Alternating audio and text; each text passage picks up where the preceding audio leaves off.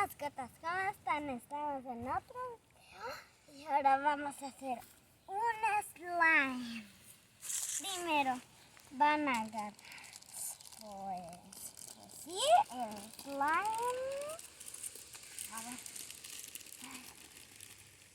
va a ser de color verde, aunque aquí tengo poco rosa.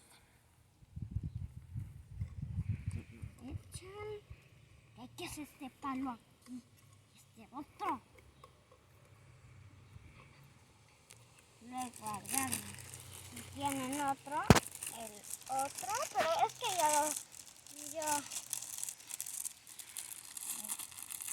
este verde. Ahí está. Ahora, aquí.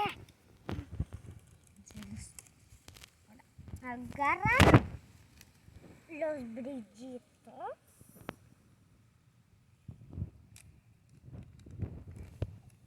Se los echan. Creo que fueron muchos, pero bueno. Ahora agarran.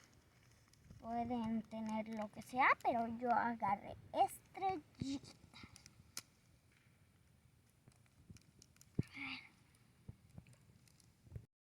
Muy bien, ya que le quitaron las grapas. Toma, Carla.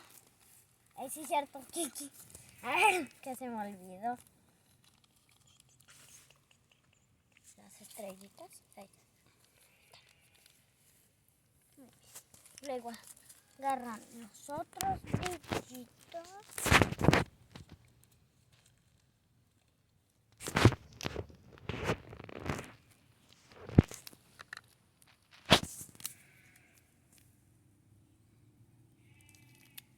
Brillos más chiquitos. No sé que alcanzó a grabar completo, pero dilo de nuevo. Estos son brillos más chiquitos. Tres chiquitos, sí, es cierto. O sea que son 3 brillitos. No, pero A ver.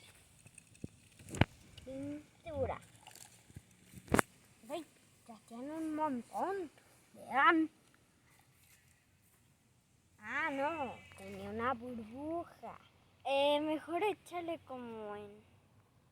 O sea, con el bote. Porque si no, el pincel se va a llenar de pintura.